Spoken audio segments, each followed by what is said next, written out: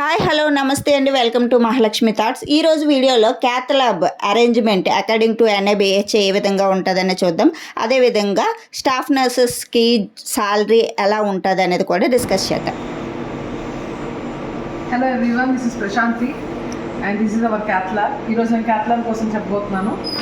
Cath ల్యాబ్లో first of all machine. ఈ machine setup చేసుకోవాలి. దీనికి తగ్గట్టుగా కంపెనీ వాళ్ళు మనకి సర్వర్ క్యాబినెట్ ఇస్తారు. ఇక్కడ పేస్ట్ చేసి ఉంది కదా లేబుల్, ఈ సర్వర్ క్యాబినెట్. దాంతోపాటు అంతకన్నా ముందు ఎంసీసీబీ పవర్ ప్యానెల్ ఉంటుంది. ఒక్కొక్క మెషిన్కి ఒక్కొక్క రకంగా ఉంటుంది. And that next x-ray generator కూడా ఉంటుంది. ఇవన్నీ కూడా సెటప్తో వాళ్ళే ఇస్తారు. అండ్ నెక్స్ట్ ఇక్కడ IBP machine for emergency, like అంటే ఇంట్రా అయాటిక్ బెలూన్ పంప్.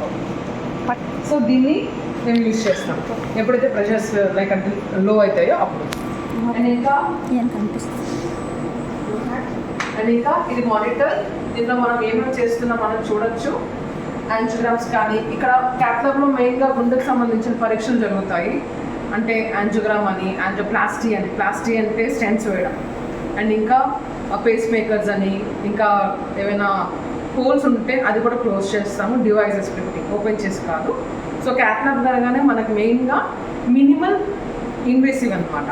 అంటే తక్కువగా బ్లడ్ని మనం అంటే ఎక్కువ బ్లడ్ కూడా పోదు, చాలా తక్కువ ఎంఎల్స్లోనే పోతుంది. సర్జరీస్ వయసుకి వచ్చేసరికి వాళ్ళు బ్లడ్స్ అరేంజ్ చేసుకోవాలి, ఇట్లాంటివన్నీ ఉంటాయి. సో ఇదనమాట ఇక్కడ ఇవన్నీ చేస్తాము. ఇక్కడ వరకు వచ్చేసి ఇది మాకు మెయిన్ సిస్టము. ఇదంతా కూడా పిక్చరైజేషన్. అండ్ పక్కనే మనం చూస్తే కనుక బీపీ అండ్ ఇంకా రెస్పిరేషన్స్, సాచురేషన్స్ వస్తున్న మానిటర్ ఉంటుంది. ఇది డిఫిబ్రిలేటర్. అండ్ ఇది light, focus light. And this is radiation shield.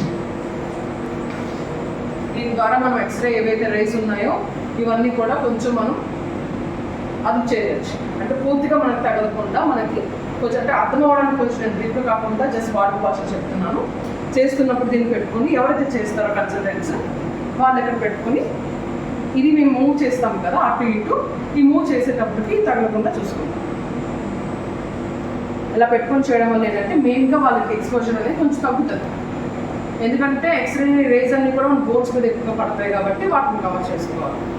And next ఇది యూజ్ చేసే ఒక మేము ఏవైతే యూజ్ చేస్తామో ఆపరేషన్స్కి సంబంధించిన క్యాథెటర్స్ అండ్ నీడిల్స్, ఇంకా సెట్స్, ఆటోక్లేవ్ సెట్స్, ఇవన్నీ కూడా దీని మీద పెట్టుకుంటారు నర్సింగ్ స్టాఫ్స్. అండ్ ఇక్కడికి వచ్చేసరికి మనకి సిఏజీ సెట్స్, యాంజియోగ్రామ్ సెట్స్, ఇవన్నీ కూడా మంచిగా స్టెరైల్ చేసినవి. And mercury spill kit, blood and body fluid spill kit, ఇది కూడా ల్యాబ్ తీసుకెళ్ళడానికి ఇలా సెటప్ చేసుకోవాలి. యూజువల్లీ మనకి ఎన్ఏబిహెచ్ రూల్స్ ప్రకారంగా ఇవన్నీ సెటప్స్ ఉండాలి. ఓకే. అండ్ గ్లూకోమీటర్తో సహా ప్రతి దానికి లేబుల్స్ అనేవి ఇంపార్టెంట్. అండ్ ఇంకా ఫైల్స్, ఇవేంటి అంటే ఫినాన్షియల్ కన్సర్న్ ఫైల్స్ అండ్ ఇవన్నీ డాక్యుమెంటేషన్స్. ప్రతిదీ కూడా కండామినేషన్ అని రకరకాలుగా ప్రతిదానికి కూడా క్లారిటీగా ఉండాలి. అండ్ ఇంకా నెక్స్ట్ పాజ్ పీసెస్కి ఇటు వచ్చేసి స్టెంటింగ్స్ అని చెప్పాను కదా, దానికి సంబంధించిన సెట్స్, ఫిట్సే సెట్స్.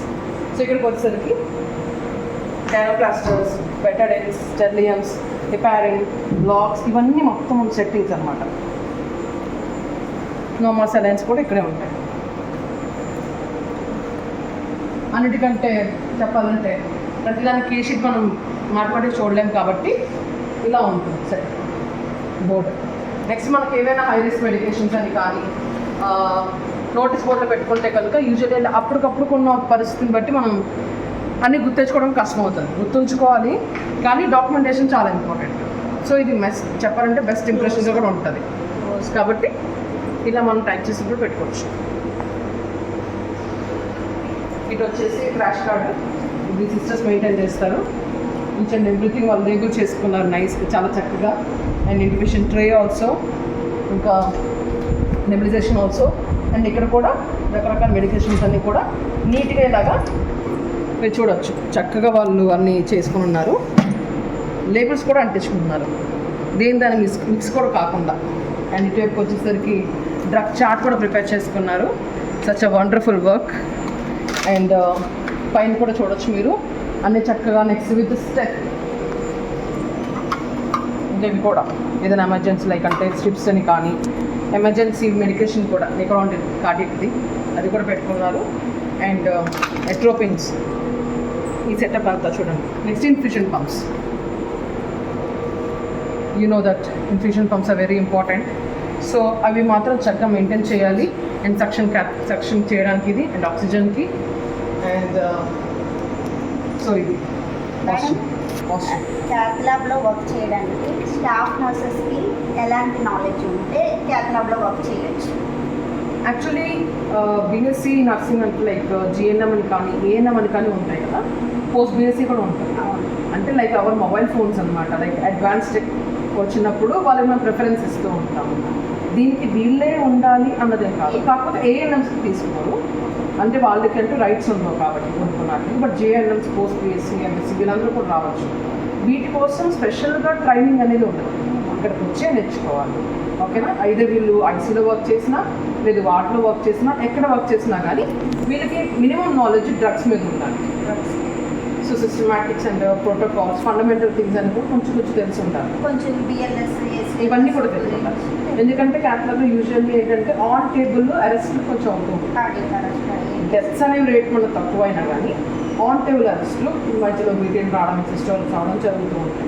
ఇలాంటి టైంలో ఎట్లా ఏం చేయాలి, ఏమన్నా నాలెడ్జ్ అనేది వాళ్ళకు ఉంటాయి.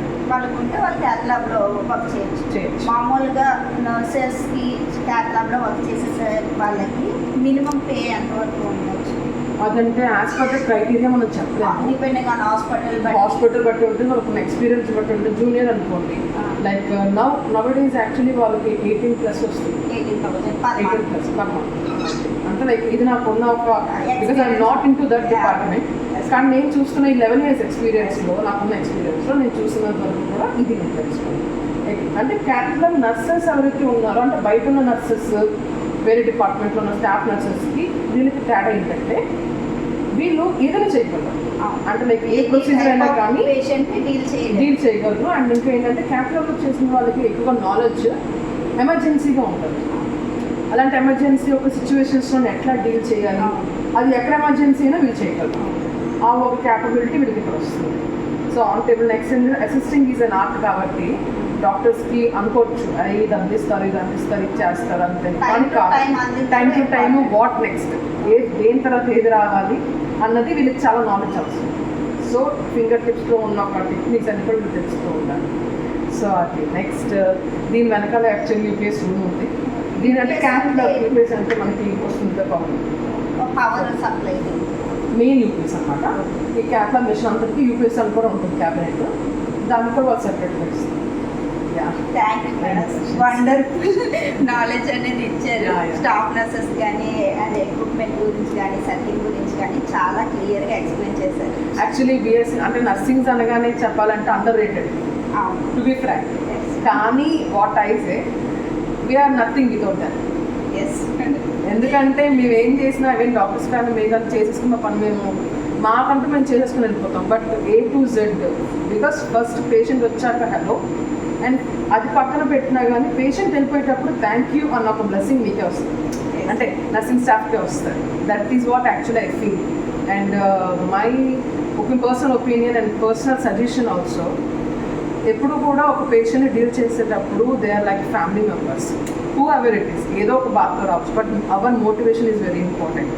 మనం ఎట్లా మాట్లాడుతున్నాం అనేది, మెడికేషన్స్ ఒక వంత అయితే కనుక మారల్ సపోర్ట్ అనేది చాలా ఇంపార్టెంట్. అది nurses can give much more better. This is what I feel. And what goes around will come around. మనం ఏం చేసినా కానీ మన గుడ్ బ్లెస్సింగ్స్ అనేది తప్పకుండా వెనక్కి వస్తాయి. బట్ టైం ఇస్తే, ఫర్ ఎవ్రీథింగ్ టైం ఇస్తే. And this is what actually I learned these many years, in these many years. So it's nice meeting you. Thank you, madam. Thank you. Thank you. చాలా బాగా చెప్పారు.